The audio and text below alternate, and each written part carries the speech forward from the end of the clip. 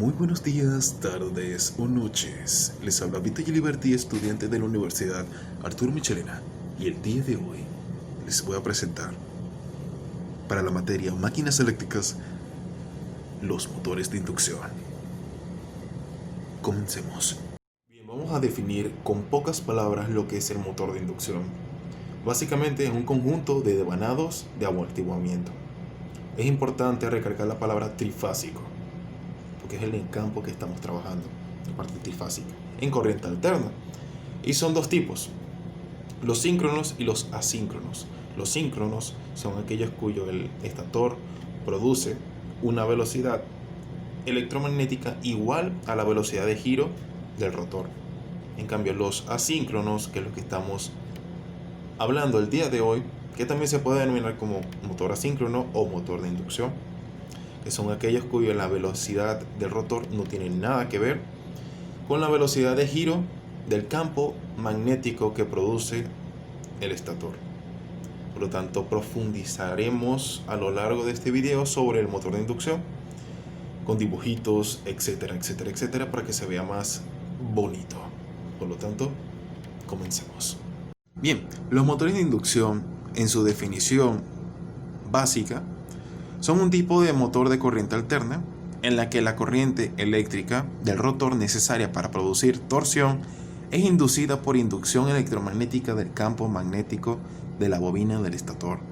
Por lo tanto, un motor de inducción no requiere una conmutación mecánica aparte de su misma excitación o parte de la energía transferida del estator al rotor, como lo son los motores universales o motores en corriente continua.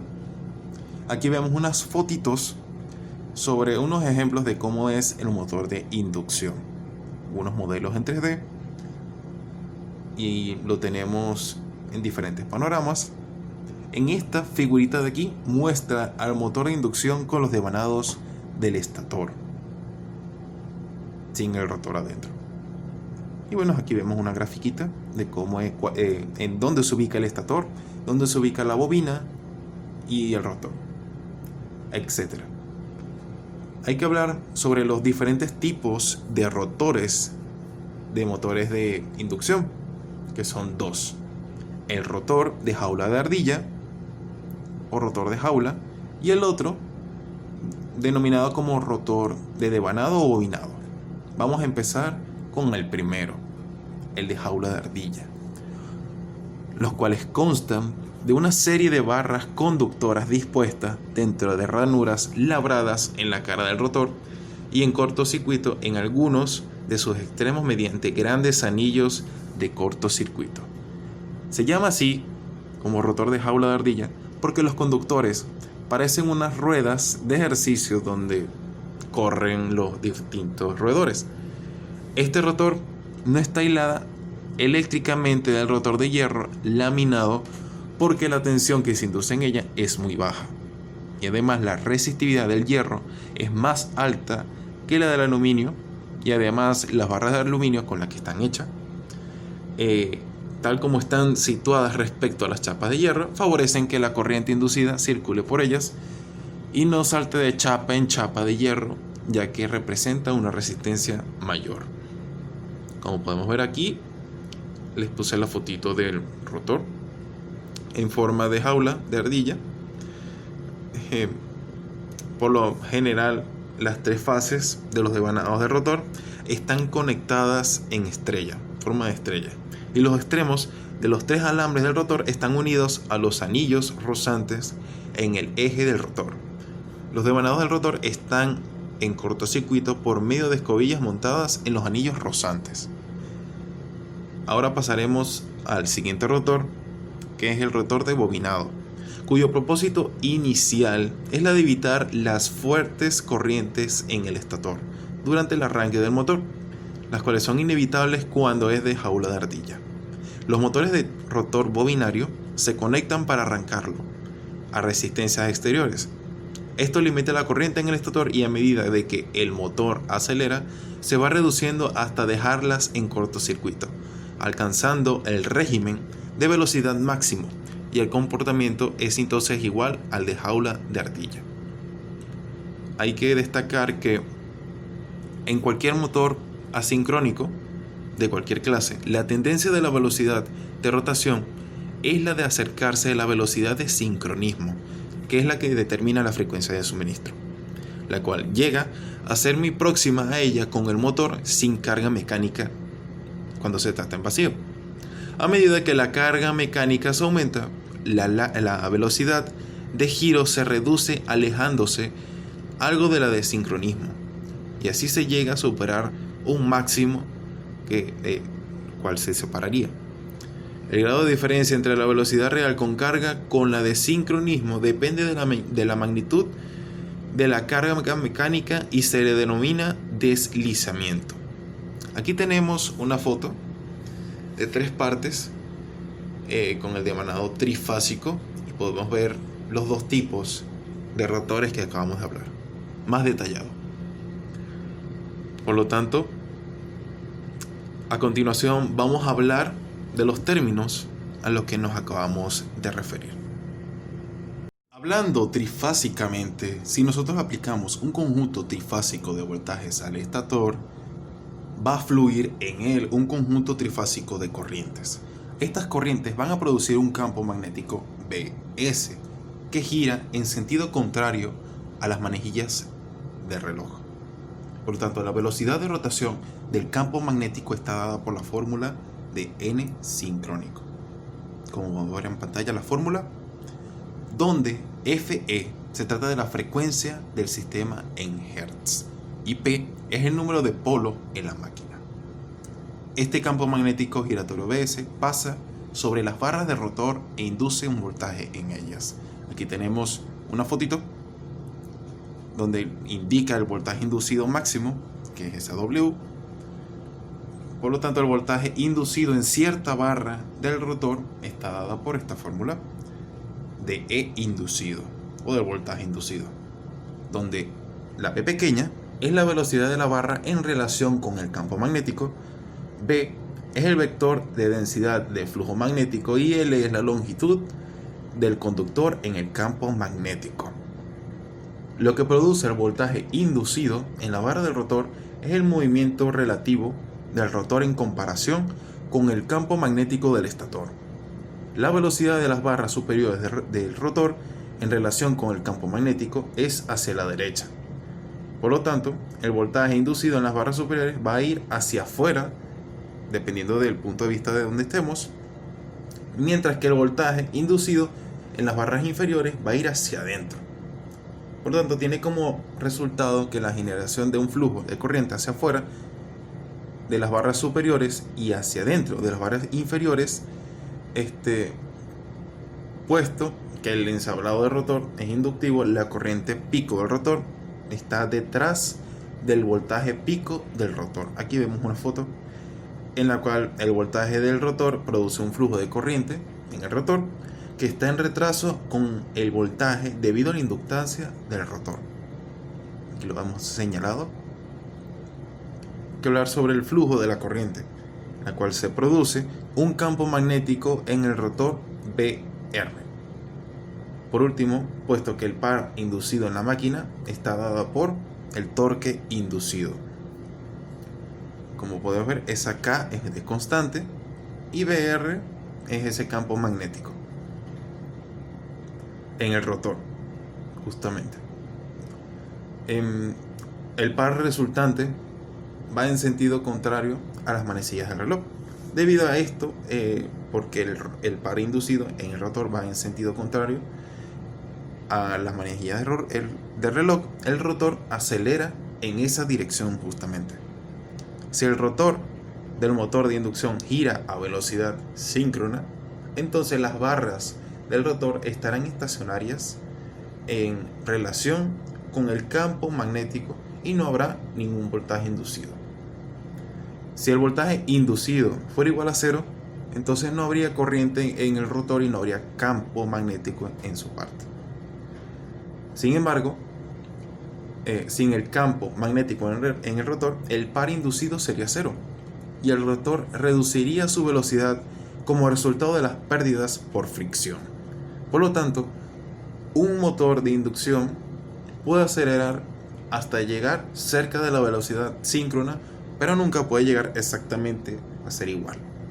Aquí vemos una gráfica en la cual se ve que la corriente en el rotor produce un campo magnético en el rotor BR, que está en 90 grados en retraso con respecto a sí mismo, y BR interactúa con B neto para producir un par en sentido contrario al de las manecillas del reloj en la máquina.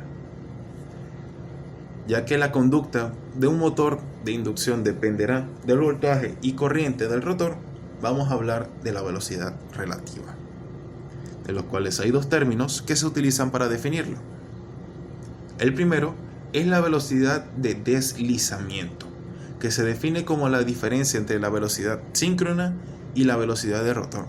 Aquí podrán ver la fórmula, donde NDES es la velocidad de deslizamiento de la máquina, NSync la velocidad de los campos magnéticos y NM velocidad mecánica del eje del motor.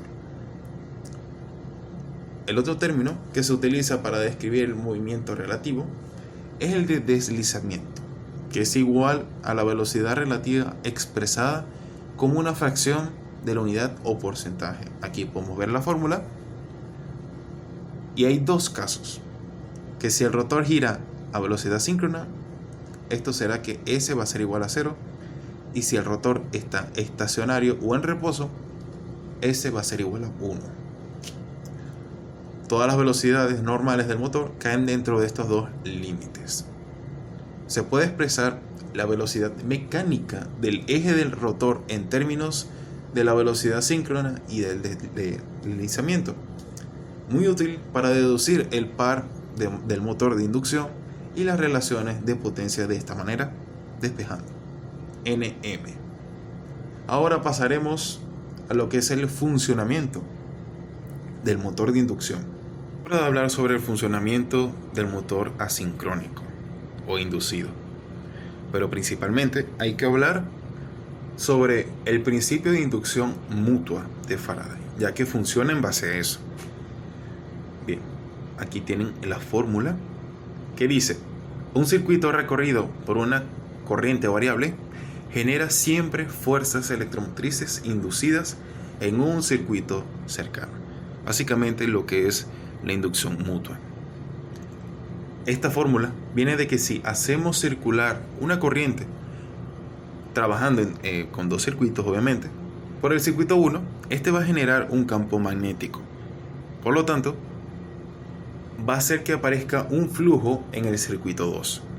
Esa M que ven en la fórmula es lo que se hace llamar coeficiente de inducción mutua, la cual representa la interacción electromagnética entre dos circuitos.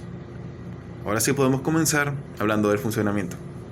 Iniciamos con que al aplicar corriente alterna trifásica a las bobinas inductoras se produce un campo magnético giratorio, conocido como campo rotante, cuya frecuencia será igual a la de la corriente alterna con la que se alimenta el motor.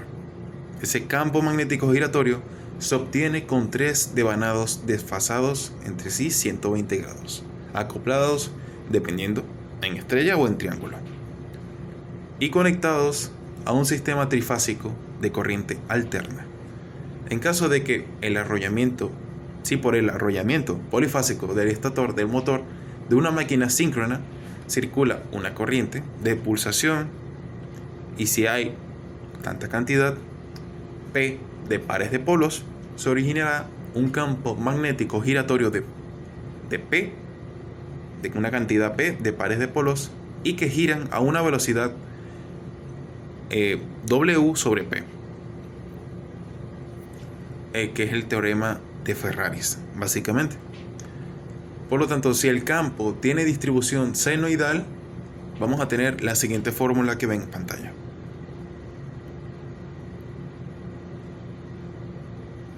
Bien, aquí tenemos unas gráficas de cómo es el campo magnético giratorio con el estator, para que se entienda un poco mejor cómo es, y podemos deducir que el campo magnético giratorio origina un flujo que induce corrientes en el rotor que interactúan con el campo magnético del estator. En cada conductor del rotor produce una fuerza de valor F igual a I por L por B, que da lugar al par del motor. Aquí lo vemos en tres casos, tanto detenido, en movimiento o del campo magnético resultante. Son tres casos, mejor dicho. Para los tres casos son diferentes. Ahora, este campo, al girar alrededor del rotor en estado de reposo, inducirá corrientes en el mismo, que producirán a su vez un campo magnético que seguirá el movimiento del campo estatórico, produciendo un par motor que hace que el rotor gire. Como la inducción en el rotor solo se produce si hay una diferencia en las velocidades relativas del campo estatórico y el rotórico, la velocidad del rotor nunca alcanza a la del campo rotante, como estábamos diciendo anteriormente. Si ambas velocidades fuesen iguales, no habría inducción y por lo tanto el rotor no produciría par. A esta diferencia de velocidad se le denomina como deslizamiento, por lo que esta es la razón por la cual a los motores de inducción se le denomina como asincrónicos, ya que la velocidad rotórica difiere levemente de la del campo rotante. El deslizamiento difiere con la carga mecánica aplicada al rotor, siendo máximo con la máxima carga aplicada al mismo. Sin embargo, el motor varía poco su velocidad, pero el par motor aumenta por su parte. Por lo tanto, también la intensidad de corriente consumida, por lo que se puede deducir que son motores de velocidad constante. En el momento del arranque, producto del estado de reposo del rotor, la velocidad relativa entre el campo estatórico y rotórico es muy elevada, que se opone siempre al estator. Y el flujo, por lo tanto, la corriente inducida en el rotor es muy alta y el flujo del rotor es máximo. Como consecuencia, la impedancia del estator es muy baja y la corriente absorbida de la red es muy alta, pudiendo llegar a valores de hasta 7 veces la intensidad nominal. El fuerte par de arranque que hace que el rotor gire enseguida, pero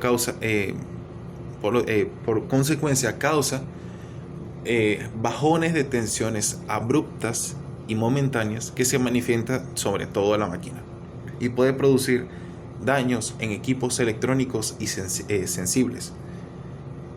Por eso se utilizan en potencias medianas y grandes dispositivos electrónicos de arranque suave que minimizan la corriente de arranque del motor. Al ganar velocidad el rotor, la corriente del mismo disminuye, el flujo rotórico también, y con ello la impedancia de los devanados del estator. Por ende, lo que sucede en el circuito estatórico es un reflejo de lo que sucede en el circuito rotórico. Ahora pasaremos al circuito equivalente del motor de inducción. Vamos a presentar primero cuando el rotor está detenido.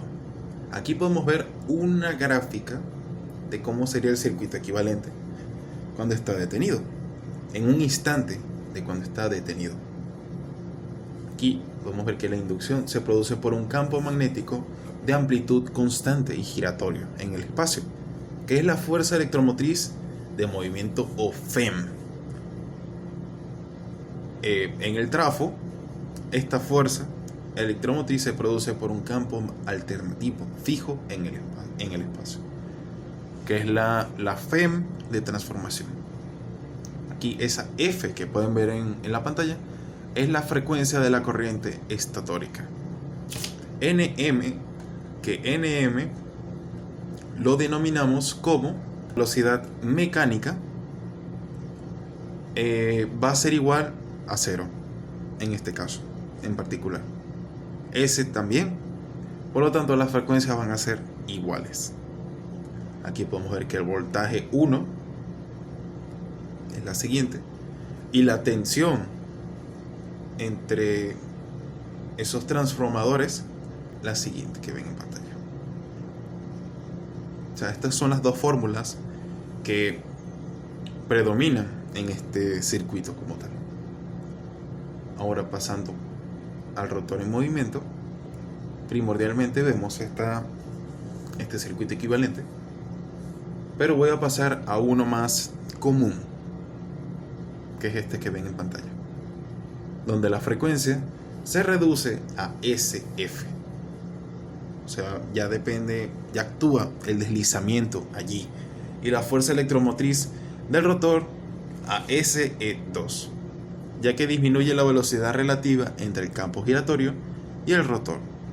Por lo tanto, la variación de la frecuencia del rotor afecta a la reactancia de dispersión del rotor, que se va a reducir a SXR. Aquí podemos ver tanto las fórmulas del voltaje 1 como la tensión 2, cuando es en base al deslizamiento y multiplicada por el deslizamiento. Y aquí tenemos la velocidad del campo giratorio creado por el mismo rotor, que es N2, que vemos su formulita. Y aquí actúa la corriente 2,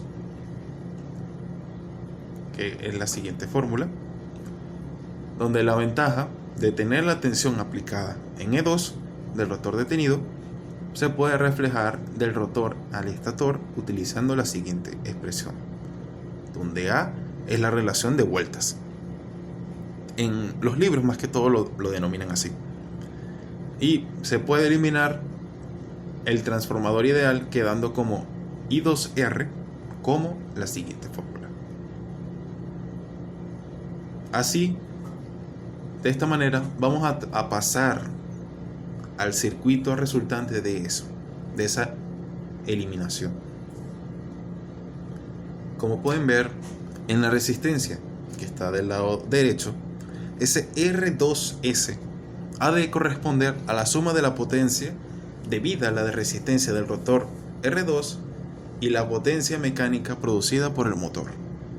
Por lo tanto, la fórmula de R2 sobre S es esta. Con esta expresión de R2S se puede obtener el circuito equivalente trifásico, o el equivalente como tal del motor de inducción, donde también actúa una resistencia de carga. Ahora vamos a pasar sobre el comportamiento que tiene el motor de inducción, que viene en mano con estos circuitos equivalentes. Ahora, el comportamiento en vacío, comenzando por ahí, S es igual a 0 y cada fase del estator se comporta como una bobina pura, y la corriente absorbida I sub 0 es puramente magnetizante. Aquí tenemos un diagrama vectorial de lo que acabamos de decir. Ahora, el comportamiento en carga, como I sub 2 del rotor, como la fórmula que vimos allá arriba, la corriente I sub 2 da lugar a una fuerza electromotriz en el motor, en el rotor, de valor N2 y 2, que a su vez origina una fuerza electromotriz en el estator N1 y 1. Recordemos que N se trata de la velocidad del campo giratorio. Ojo por allí.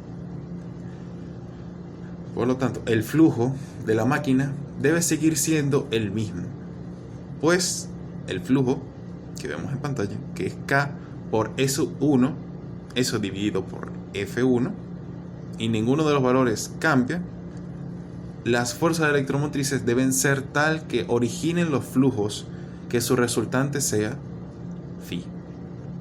O sea, el flujo que acabamos de decir, justamente.